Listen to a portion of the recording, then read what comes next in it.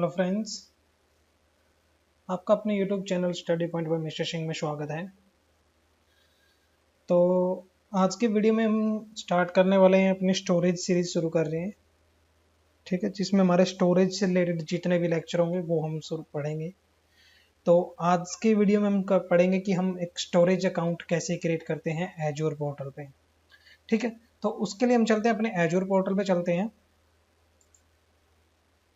और अपने account subscription ID से लॉगिन करते हैं जो हमने ऑलरेडी क्रिएटेड की हुई है। ठीक है,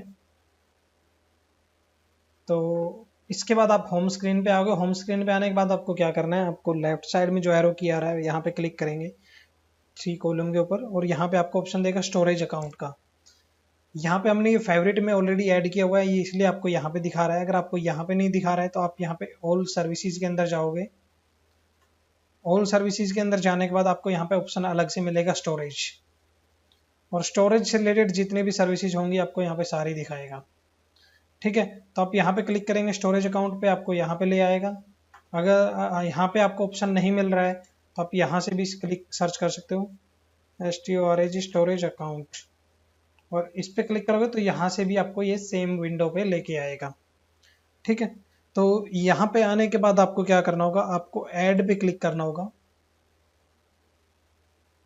ऐड पे क्लिक करने के बाद मैंने आपको स्टार्टिंग में भी बताया था कि आपके जब भी आप एजोर पे कोई भी रिसोर्स क्रिएट करते हो तो वो आपसे दो चीज़ें मैंडेटरी पूछता है। फर्स्ट वन इज आपका subscription and second one is your resource group type. ठीक है, तो फर्स्ट वन आपका जो सब्सक्रिप्शन आपके पास है तो वो आपसे पूछेगा। सेकेंड वन में आपसे वो पूछेगा आपका सब्सक्रिप्शन रिसोर्स ग्रुप, किस रिसोर्स ग्रुप के अंदर आप उसको क्रिएट करना चाहते हो। ठीक है, तो यहाँ पे हमारा resource subscription free trial already selected है। रिसोर्स ग्रुप अगर आपके पास ऑलरेडी क्रिएटेड है तो आप वो सिलेक्ट कर सकते हो, नहीं तो आप नया क्रिएट कर सकते हो। तो मैं यहाँ पे नया क्रिएट करता हूँ RG1 के नाम से, ओके करता हूँ। उसके बाद आपसे पूछता है storage account name, storage account का नाम क्या रखना है आपको। ठीक है, तो यहाँ पे मैं दे देता हूँ डेमो स्टोरेज, या आप कुछ भी नाम दे सकते हो अपने अकॉर्डिंग। ठीक है, अगर वो नहीं लेता है तो आपको चेंज करना पड़ेगा क्योंकि इसमें दिखाता है कि ऑलरेडी टेकन। तो मैं क्या करता हूँ, इसको चेंज कर देता हूँ, डेमो 001 कर देता हूँ। यहाँ पे ये भी दिखा रहा है कि ऑलरेडी लिया हुआ है ये। तो मैं यहाँ पे क्या करता हूँ, RG001 00 में 5 टाइम 0 करता हूँ और 1 करता हूँ यहाँ पे, क्योंकि यहाँ पे ये बहुत सारे ऐसे ही दिखाता रहता है आपको, तो आपको सेलेक्ट करना अपने अकॉर्डिंग। ठीक है, तो मैंने यहाँ पे ये लिया RG5 टाइम 01 नाम लिया। उसके बाद आपसे पूछता है लोकेशन, किस लोकेशन पे आपको क्रिएट करना है आपका स्टोरेज अकाउंट। ठीक है, स्टोरेज अकाउंट पे क्लिक करने के बाद आपको लोकेशन सेलेक्ट करने के लिए आप यहाँ से ड्रॉप डाउन कर सकते हो और अपने अकॉर्डिंग रीजन सेलेक्ट कर सकते हो। सॉरी, तो यहाँ पे आपने रिसोर्स ग्रुप का नाम डालने के बाद आपसे पूछता है आपके लोकेशन, किस लोकेशन पे किस रीजन के अंदर आपको आपका स्टोरेज अकाउंट क्रिएट करना है। तो बाय डिफॉल्ट यहाँ पे अभी साउथ ईस्ट एशिया सेलेक्टेड है, आप यहाँ से चेंज कर सकते हो। मैं ईस्ट US ले रहा हूँ। उसके बाद आता है आपको परफॉर्मेंस। परफॉर्मेंस में पूछता है कि आपको किस टाइप का स्टोरेज अकाउंट क्रिएट करना है, स्टैंडर्ड या प्रीमियम। तो स्टैंडर्ड और प्रीमियम दो टाइप के स्टोरेज अकाउंट होते हैं। स्टैंडर्ड में आपका नॉर्मल स्टोरेज अकाउंट आता है, प्रीमियम होता है जो आपका थोड़ा कॉस्टली होता है उससे। ठीक है, तो मैं अभी नेक्स्ट लेक्चर में आपको बताऊंगा इसके बारे में। मेरा एक लेक्चर इस पे ही रहेगा कि स्टोरेज अकाउंट है क्या, होता क्या है, किस लिए यूज करते हैं, स्टोरेज अकाउंट के परफॉर्मेंस बेस पे कितने टाइप का होता है, स्टोरेज अकाउंट के काइंड कितने होते हैं, कितने टाइप का होता है। आप यहाँ पे देखोगे तो स्टोरेज अकाउंट काइंड हमारे पास 3 वर्जन दिखाता है आपको। पहले आता था ब्लॉब स्टोरेज, सेकेंड आता था आपका general storage general purpose V1, and last में अभी जो लेटेस्ट चल रहा है वो है आपका storage V2 general purpose V2। तो ये लेटेस्ट है, इसके अंदर आपको सारे फीचर मिलते हैं। जनरल पर्पज में भी आपको सारे मिलते हैं, बट ये थोड़ा अपडेटेड हो गया जनरल V2 के साथ। ब्लॉब स्टोरेज में आपको सिर्फ ब्लॉब मिलता था। तो मैं इनकी डिटेल्स में पढ़ाऊंगा आपको कि है क्या है, कैसे क्या मिलता है।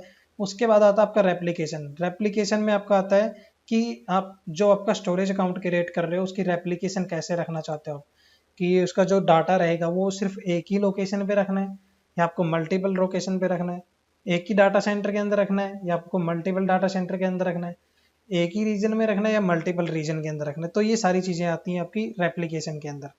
तो अभी मैं लोकल रेडेंडेंट स्टोरेज के साथ ले रहा हूँ। लोकल रेडेंडेंट स्टोरेज क्या होता है आपका, सिर्फ लोकल जो उसके डाटा सेंटर है उसके अंदर जितने रीजन होंगे वो उसके अंदर उसको लेगा। ठीक है, बाकी मैं आपको इसमें डिटेल में बताऊंगा नेक्स्ट लेक्चर्स में। इसके बाद आता है आपका एक्सेस टीयर अकाउंट डिफॉल्ट। तो एक्सेस टीयर क्या होता है, यहाँ पे आपके दो तीन तरह के अकाउंट होते हैं वैसे इसमें स्टोरेज के अंदर, cool, hot and archive. Archive का ऑप्शन आपको यहाँ पे नहीं देगा, वो सिर्फ आपको ब्लॉब में देगा। अगर आप यहाँ से इसको चेंज करते हो तो ब्लॉब आपको यहाँ से क्रिएट होने के बाद दिखाएगा। वो मैं आपको जब ब्लॉब अकाउंट क्रिएट करूंगा तो ब्लॉब क्रिएट करूंगा तब आपको दिखाऊंगा एक बार। ठीक है, तो यहाँ पे नीचे एक और ऑप्शन आ जाता है, यहाँ पे ऑप्शन नहीं देगा, वो आपको ब्लॉग क्रिएट करने के बाद वहाँ पे आर्काइव का ऑप्शन देगा। कहाँ पे देगा, एक वीडियो में मैं आपको दिखाऊंगा स्पेशली कि कहाँ पे आपको ये ऑप्शन दे रहा है आर्काइव का। तो कूल, हॉट और आर्काइव में डिफरेंस क्या होता है। कूल होता है आपका जो मतलब हमें कभी महीने में एक बार एक्सेस करना होता है, महीने में 2 महीने में एक बार एक्सेस करना होता है, तो वहाँ पे क्या होता है आपकी एक्सेस कॉस्ट हाई होती है और स्टोरेज कॉस्ट लो होती है। ठीक है, और हॉट क्या होता है, हॉट में मतलब हमारा जो हम रेगुलर बेसिस पे यूज करते हैं, मतलब दिन में क्या तब 50 बार हमने स्टोरेज अकाउंट को एक्सेस करना है, 100 बार स्टोरेज अकाउंट को एक्सेस करना है, तो वो होता है आपका हॉट स्टोरेज अकाउंट। तो हॉट स्टोरेज अकाउंट में आपकी क्या होती है कि आपकी एक्सेस कॉस्ट हाई होती, स्टोरी एक्सेस कॉस्ट लो होती है बट स्टोरेज कॉस्ट जो होती है वो आपकी हाई होती है। मतलब ये इसके अपोजिट होता है, यहाँ पे आपकी एक्सेस कॉस्ट लो होती है और यहाँ पे आपकी एक्सेस कॉस्ट हाई होती है। यहाँ पे आपकी excess cost sorry storage cost high होती है, यहाँ पे आपकी एक्सेस स्टोरेज कॉस्ट लो होती है। और आर्काइव में क्या होता है, आर्काइव आपका होता है कि आपको साल में एक बार डाटा एक्सेस करना है। ठीक है, तो अपन मान लो आपने कोई डाटा आर्काइव कर दिया है और आपने उसको ईयर में एक बार एक्सेस करना है, तो आप उसको आर्काइव करके रख सकते हो। तो वहां पे भी आपकी क्या होगी, आपकी स्टोरेज कॉस्ट बिल्कुल ही ना के बराबर होती है, बिल्कुल ही लो होती है, बट एक्सेस कॉस्ट हाई होती है। आप उसको जितने बार भी एक्सेस करोगे उस पर कॉस्ट आपको हाई लगेगी। दूसरी चीज आर्काइव में क्या होता है, जब भी आप आर्काइव से कुछ डाटा एक्सेस करना है आपको वो आर्काइव से हटाना पड़ेगा डाटा एक्सेस करने के लिए। ठीक है, तो मैं यहाँ पे भी हॉट लेके चल रहा हूँ, हॉट लेके मैं अभी नेटवर्किंग में जाते हैं। नेटवर्किंग के बाद आपसे पूछता है कि आपको नेटवर्किंग का क्या करना है, आपको पब्लिक अकाउंट मतलब पब्लिक नेटवर्क पे अलाउ रखना है या नहीं रखना है, पब्लिक एंड पॉइंट पे अलाउ करना है, सिर्फ प्राइवेट स्टोरेज अकाउंट क्रिएट करना है। तो ये आप पे डिपेंड होता है। ठीक है, आप इसको सेलेक्ट कर सकते हो अपने अकॉर्डिंग। मैं अभी इसको नॉर्मल ऐसे ही ले रहा हूँ पब्लिक के साथ। ठीक है, उसके बाद नेटवर्क राउटिंग, राउटिंग अगर आपको करवानी है तो वो भी आप करवा सकते हो, तो मैं अभी डिफॉल्ट सेटिंग के साथ लेके नेक्स्ट करता हूँ। इसके बाद आपसे पूछता है कि डाटा आपका जो ट्रांजेक्शन होती है उसके लिए पूछता है आपसे डाटा प्रोटेक्शन, ऊपर देख सकते हो आप। तो यहाँ पे क्या होता है, turn on soft delete for blob.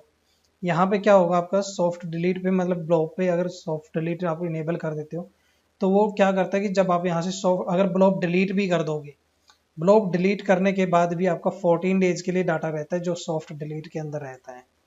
ठीक है, यहाँ पे इन्होंने ये option turn on soft delete for container पे नहीं दिया है, but turn on soft delete for file share, file share पे सेम ऑप्शन दिया उन्होंने कि अगर आप फाइल शेयर से कोई डाटा डिलीट करते हो या फाइल शेयर ही डिलीट कर देते हो तो वहां से आपका 14 डेज तक आपका सॉफ्ट डिलीट के अंदर डाटा रहता है, वहां से आप उसको वापस रिकवर करवा सकते हो। ठीक है, ट्रैकिंग, टर्न ऑन वर्जनिंग, अगर आप वर्जनिंग करना चाहते हो तो आप यहाँ से टर्न ऑन वर्जनिंग कर दो। Use versioning to automatic maintain previous version of your blog for recovery and restoration. मतलब जब भी हम उसमें कोई डाटा डालेंगे, कोई डाटा अपलोड करेंगे तो वो ऑटोमेटिक क्या करता रहेगा, उसके वर्जनिंग क्रिएट करता रहेगा। तो उस केस में क्या होता है, मान लो मैंने कुछ डाटा डाला कल, ओवर राइट हो गया वो उसके ऊपर और मुझे डाटा पुराने वाला डाटा भी करप्ट हो गया, मेरा नया वाला डाटा भी करप्ट हो गया, तो मुझे क्या करना है, मुझे एटलीस्ट नया डाटा एक्सेस नहीं हो रहा तो पुराने वाला डाटा एक्सेस हो जाए। तो उस केस में आपकी वर्जनिंग काम आती है, आप उसको पुराने वाले वर्जनिंग के ऊपर रिस्टोर कर दोगे तो आपको पुराने वाला डाटा मिल जाएगा आपका सारा। तो इस तरह से वर्जनिंग काम करती है। तो ये डिटेल्स में पढ़ेंगे हम, डिटेल्स में प्रैक्टिकल भी करेंगे कि कैसे काम करता है वर्जनिंग। ठीक है, उसके बाद आता है आपका नेक्स्ट एडवांस पे आते हैं। तो उस पर पूछता है कि सिक्योर ट्रांसफर इनेबल करना है आपको, इनेबल है। Allow block public access enable रखना, इनेबल कर सकते हो। मिनिमम टीएलएस वर्जन आपको वर्जनिंग करने इनेबल करना है, तो आप जो लेटेस्ट वर्जन आपका वर्जन 1.2 चल रहा है, आपको कोई भी वर्जन लेना तो आप वो कर सकते हैं। ठीक है, azure files large file share आपको डिसेबल किया हुआ है यहाँ पे, अगर आप इनेबल करना चाहते हो तो आप इनेबल कर सकते हो। Data lake storage version 2 general version 2 hierarchy में नेम स्पेस आपको इनेबल करना है तो आप इनेबल कर सकते हो यहाँ से, अदरवाइज आप डिफॉल्ट सेटिंग के साथ नेक्स्ट कर दो। टैग अगर आपको डालना है तो आप डाल सकते हो, अदरवाइज आप नेक्स्ट रिव्यू करके आपका स्टोरेज अकाउंट यहाँ पे क्रिएट कर दो। ठीक है, रिव्यू में हमने जो जो सेटिंग्स ली हैं, जो जो किया हमने, वो सारी चीज़ें हमें वापस दिखाएगा एक बार कि आपने ये चीज़ें इनेबल की हैं, ये चीज़ें आपने डिसेबल रखी हैं। यहाँ पे आपने रिसोर्स ग्रुप ये लिया है, हिस्ट्री यूएस लोकेशन लिया, आपने नाम क्या डाला है, कौन सा काइंड को, किस काइंड का आपने एजोर यूएस अकाउंट लिया है आपने, एप्लीकेशन क्या रखी है आपने, तो सारी चीज़ें आपको दिखाता है ये। ठीक है, तो इसके बाद क्या करते हैं, हम क्रिएट पे क्लिक करते हैं। क्रिएट पे क्लिक करने के बाद आपको थोड़ी सी देर के अंदर आपका स्टोरेज अकाउंट क्रिएट हो जाएगा। तो थोड़ा सा वेट कर लेते हैं जैसे हमारा स्टोरेज अकाउंट क्रिएट होता है।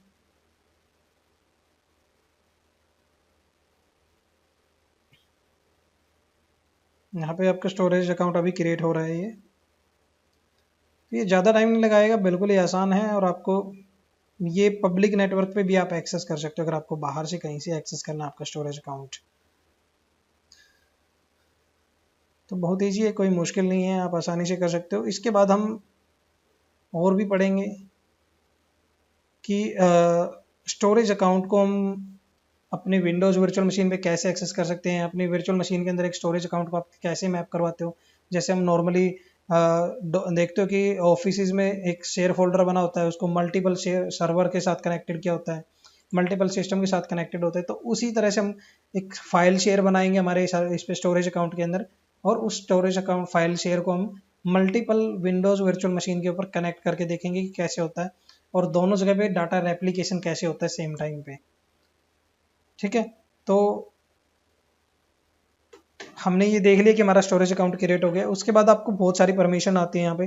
जैसे यहाँ पे देखते हो आपका ओवरव्यू, ओवरव्यू में आपको दिखाता है स्टोरेज अकाउंट आपका कितने टाइप से हम क्रिएट कर सकते हैं। जैसे यहाँ पे आपको दिखा रहा है container, file share, table, Q. तो हम इसके बारे में भी डिटेल में पढ़ेंगे, कंटेनर क्या होता है, फाइल शेयर क्या होता है, टेबल क्या होता है, क्यू क्या होता है। ठीक है, इसके बाद आपका आता है एक्टिविटी लॉग्स। एक्टिविटी लॉग में आपके जो हम काम कर रहे होते हैं वो हमें डिटेल्स में दिखाता रहता है कि आपका, जैसे हमने अभी स्टोरेज अकाउंट क्रिएट किया है तो ये स्टार्टेड दिखा रहा है, तो ये डिटेल दिखाता है। अब इसको अगर किसी इस स्टोरेज अकाउंट के ऊपर किसी पर्टिकुलर बंदे को परमिशन देनी है तो हम वो भी यहाँ पे डिफाइन कर सकते हैं IAM के अंदर, आइडेंटिटी एक्सेस मैनेजमेंट में, जो एक्टिव डायरेक्टरी के थ्रू वर्क करता है। तो ये हम पूरे डिटेल में पढ़ेंगे जब हम IAM के लेक्चर्स पे आएंगे। टैग्स अगर आपको डालने तो आप बाद में भी डाल सकते हो, अगर क्रिएट करते टाइम डालना है तो क्रिएट करते टाइम भी डाल सकते हो। डायग्नोस्टिक प्रॉब्लम कुछ आपको देखनी है तो वो कर सकते हो। स्टोरेज एक्सेस के थ्रू आपको कैसे स्टोरेज एक्सप्लोरर एक टूल आता है, अगर उसके थ्रू आपको फाइल शेयर एक्सेस करना है तो वो कैसे एक्सेस करते हैं, वो भी मैं एक अलग से लेक्चर बना के दिखाऊंगा आपको कि कैसे एक्सेस करना है हमें। एक्सेस की के थ्रू अगर आपको आपका स्टोरेज अकाउंट एक्सेस करना है तो वो कैसे करते हैं। ठीक है, तो बहुत सारे फीचर्स होते हैं आपके यहाँ पे, तो मैं हर एक चीज़ का आपको कंप्लीट में करके दिखाऊंगा कि कैसे कैसे हम स्टोरेज अकाउंट की प्रैक्टिकल करते हैं।